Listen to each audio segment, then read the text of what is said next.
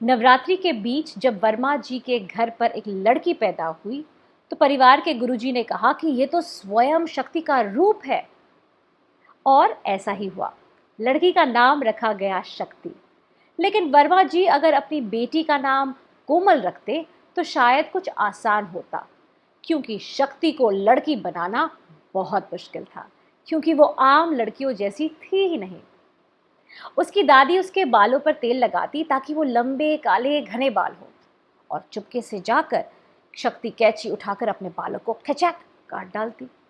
माँ चेहरे पर उपटन लगाती कि शक्ति गोरी हो, लेकिन शक्ति तो धूप में जाकर धूप सेक कर अपने आप को सांवला बनाने की कोशिश करती।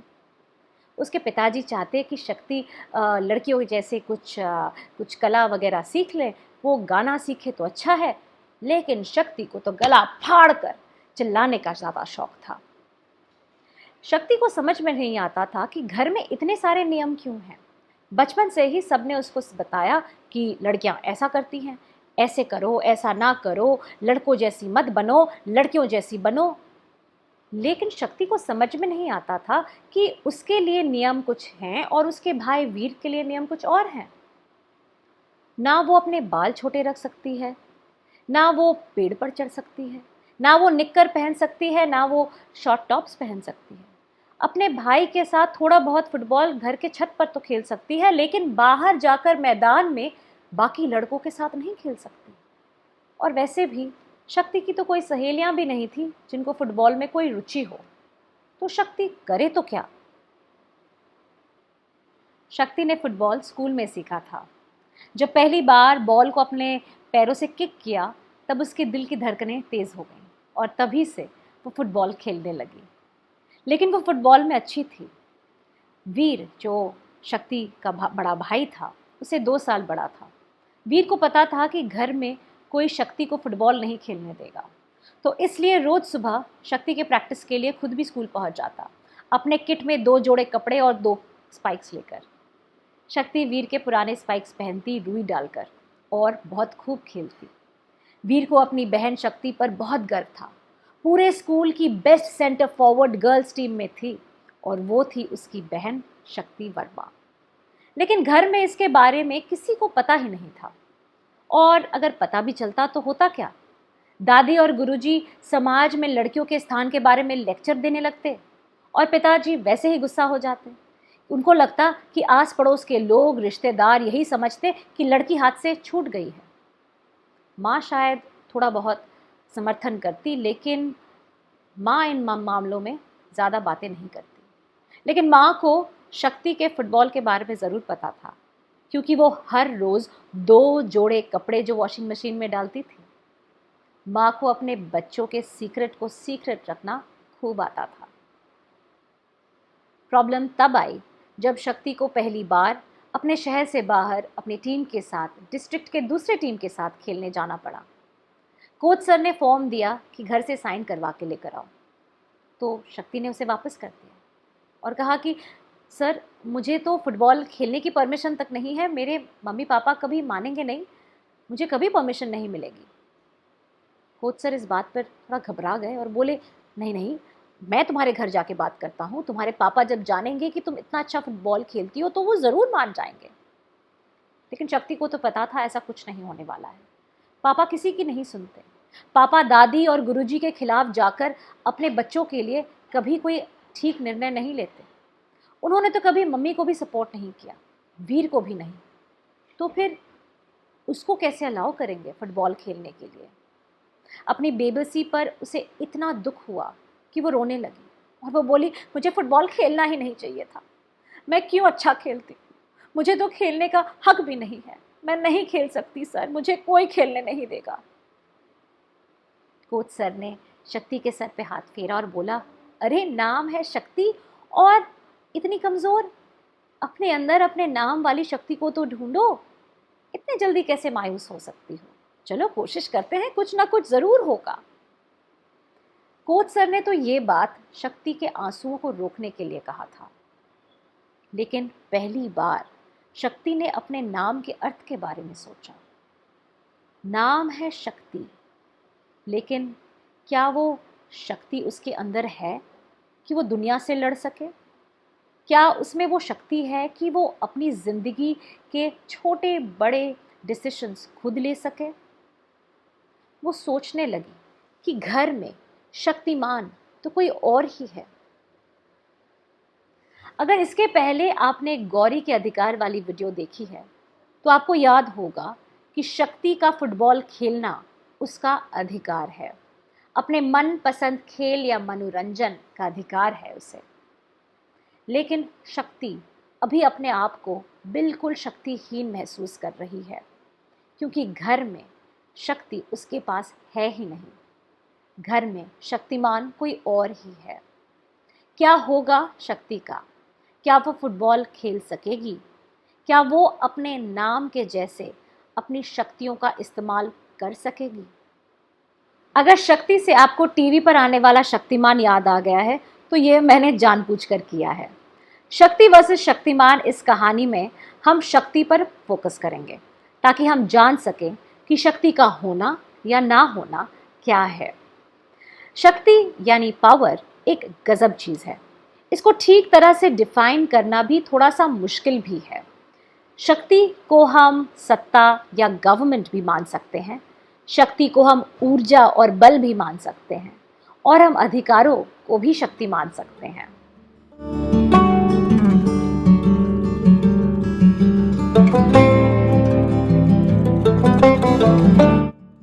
शक्ति कभी कभी किसी के पास ज़्यादा होती है तो कभी किसी के पास बिल्कुल नहीं होती। शक्ति का सही उपयोग भी हो सकता है और दुरुपयोग भी। कभी कभी हम किसी को पूरी शक्ति दे देते हैं तो कभी कोई हमसे हमारी ही शक्ति छीन भी सकता है। आपने भी आसपास अपने लोगों को पावर या शक्ति का इस्तेमाल करते हुए देखा है। शक्ति की इस कहानी का उदाहरण लेते हुए देखते हैं कि इस कहानी में किन किन लोगों के पास कैसी शक्तियां हैं और वो इसका इस्तेमाल कैसे करते हैं। शुरू करते हैं परिवार के गुरुजी से। हमें पता है कि गुरुजी का प्रवचन दादी के लिए इम्पोर्टेंट है और उनके समाज में लड़कियों के स्थान के बारे में जो विचार हैं ये भी वर्मा परिवार के लिए काफ़ी महत्वपूर्ण है। गुरुजी का जो पावर है, गुरुजी की जो शक्ति है, क्या वो शक्ति के अधिकारों के लिए सही है? अगर नहीं तो सही क्या है? शक्ति के पापा के पास भी पावर है। वो डिसाइड करते हैं कि फुटबॉल शक्ति खेल सकती है कि वीर। शक्ति को पता है कि पापा को अगर पता चल जाए कि वो फुटबॉल खेलती है तो शायद वो उसका खेल बंद कर सकते हैं। क्या पापा के पास जो पावर है, क्या वो शक्ति के अधिकारों के लिए सही है? अगर नहीं तो सही क्या है? शक्ति के माँ के पास भी कुछ पावर है। इतनी पावर तो है कि वो अपनी बेटी के फुटबॉल खेलने को सीक्रेट रख सके, लेकिन उस पर जो पाबंदियां डाली हैं उसका विरोध वो नहीं करती। क्या माँ के पास भी अपने लिए कुछ पावर है? अगर नहीं तो क्या वो सही है? शक्ति का भाई वीर शक्ति से बड़ा है। उसे पता है कि परिवार में उसके और शक्ति के बीच में काफ़ी अंतर है। परिवार के लोगों ने अलग नियम बना रखे हैं उसके लिए और उसकी बहन के लिए, लेकिन इन सब चीज़ों को वो नज़रअंदाज तो नहीं करता, लेकिन अपनी बहन की मदद ज़रूर करता है। शायद उसकी मम्मी के जैसे वीर में भी कुछ पावर है, उतनी पावर कि अपनी बहन को वो सपोर्ट कर सके। लेकिन क्या उसमें इतनी पावर है कि अपने पापा के खिलाफ जाकर वो अपनी बहन को फुटबॉल खेलने दे? क्या उसके पावर का इस्तेमाल शक्ति के अधिकारों के लिए सही है? यदि नहीं तो सही क्या है? और आखिर हम देखते हैं शक्ति की तरफ। शक्ति के पास कौन सी शक्तियां हैं? उसे तो अपने मनपसंद खेल खेलने का भी अधिकार नहीं है, तो वो अपने शक्तियों का इस्तेमाल कैसे करे? अगर अब तक आपने शक्ति की कहानी को सुना है तो अब वक्त आ गया है शक्ति के कहानी को कुछ सुलझाने का। लेकिन उसके पहले एक वर्कशीट पर अपने विचारों को जरा इकट्ठा करें। अपने आसपास की दुनिया के बारे में सोचें। आपके घर, गली, मोहल्ला, स्कूल, शहर और देश के बारे में सोचें। इन सब जगहों पर शक्ति किन लोगों के हाथों में है? और वो इसका कैसे इस्तेमाल करते हैं। इस वीडियो को पॉज करके अपना वर्कशीट ज़रूर पूरा करें और इसे बिना पूरा किए आगे ना बढ़ें, क्योंकि इस वर्कशीट की ज़रूरत आने वाली एक्टिविटी में होने वाली है। पावर के बारे में एक दिलचस्प बात है। पावर या शक्ति 3 किस्म की होती है। विजिबल पावर या ऐसी शक्ति जो दिखती है, ये वे लोग हैं जिनकी हाथों में शक्ति है और हम उन्हें देख पाते हैं, जान पाते हैं, सुन पाते हैं और उनके शक्तियों को महसूस भी कर पाते हैं। जैसे कि मानो देश के प्रधानमंत्री, मुख्यमंत्री, पत्रकार, न्यूज़ रिपोर्टर आदि।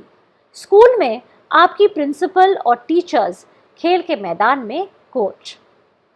हिडन पावर या ऐसी शक्ति जो हमसे छुपी हुई हो, जैसे मानो प्रधानमंत्री के अन्य एडवाइजर्स जिनकी सलाह वे लेते हैं। आईपीएल टीम के ओनर जो टीम के कोच को टीम सिलेक्शन में इन्फ्लुएंस भी कर सकते हैं। इनविजिबल पावर या फिर अदृश्य शक्ति। ऐसी शक्ति किसी एक इंसान में नहीं होती, बल्कि समाज के हर इंसान में पाई जाती है। हमारे सोच, विचार, पूर्व धारणा या ऐसी कोई भी चीज़ जिससे कोई भी आसानी से इन्फ्लुएंस हो सकता है। जैसे कि अगर कोई माने कि लड़कियां लड़कों से बेहतर फुटबॉल नहीं खेल सकती, या किसी का लड़कियों के समाज में स्थान के बारे में सोच, ये भी अदृश्य शक्ति है। इंटरेस्टिंग बात यह है कि ये सारी शक्तियां अलग अलग लोगों में हो सकती है, चाहे वो तुम्हारे घर में हो, स्कूल, मोहल्ला, शहर और देश में क्यों ना हो। लेकिन किसी एक इंसान में भी ये तीनों शक्तियां एक साथ हो सकती हैं। जैसे मानो कि माँ की विजिबल पावर रसोई में दिखती है, लेकिन घर में शायद उसकी शक्ति सबसे छिपी हुई है। जैसे मानो घर में कौन सी गाड़ी आएगी, इसका डिसीजन और चॉइस माँ से ना पूछकर लिया जा सकता है। ऐसा भी हो सकता है कि उनकी एक अदृश्य शक्ति हो सकती है कि वो मानती है कि लड़कों को भी घर का सारा काम करना चाहिए। इसका परिणाम यही होगा कि माँ अपने बेटे से भी घर का काम करा सकती है।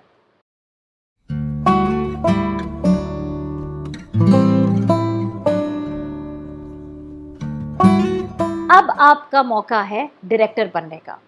अगली एक्टिविटी के लिए आप अपने परिवार के सदस्यों को ला सकते हैं। बस 3 लोग चाहिए। अगर घर में 3 बच्चे हैं तो उन्हें भी ला सकते हैं। शक्ति वर्सेस शक्तिमान की इस कहानी का क्लाइमैक्स रचना है। पहले सदस्य को पापा का रोल दें। पापा जिनके पास है विजिबल पावर कि वो निर्णय ले सके कि शक्ति को फुटबॉल खेलने देना चाहिए या नहीं, क्या वो स्कूल के लिए शहर से बाहर जाकर फुटबॉल खेल सकती है कि नहीं। दूसरे कैरेक्टर को आप माँ का रोल दें। माँ जिसके पास है हिडन पावर, जिसका उसने अब तक इस्तेमाल नहीं किया है। माँ मानती है कि शक्ति फुटबॉल खेल सकती है, अगर अच्छा खेलती है तो उसे ज़रूर खेलना चाहिए। और तीसरे कैरेक्टर होगी दादी, जो मानती है कि लड़कियों को निक्कर पहनकर फुटबॉल नहीं खेलना चाहिए।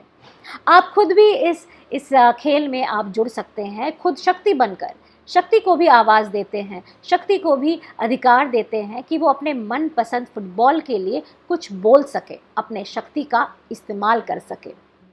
इस खेल को ज़रूर खेलें, अपनी कहानी को आगे ले जाएं, कैरेक्टर्स को प्रोत्साहन दें कि वो अपने कैरेक्टर्स के रोल में आकर उनके बारे में उनके होकर इस कहानी को आगे ले जा सकें। और कहानी के अंत तक आपको डिसाइड करना है, एक्टर्स को डिसाइड करना है कि शक्ति को फुटबॉल खेलना चाहिए या नहीं। इस एक्टिविटी के बाद अपने अनुभवों को, अपने विचारों को अपने जर्नल में ज़रूर लिखें।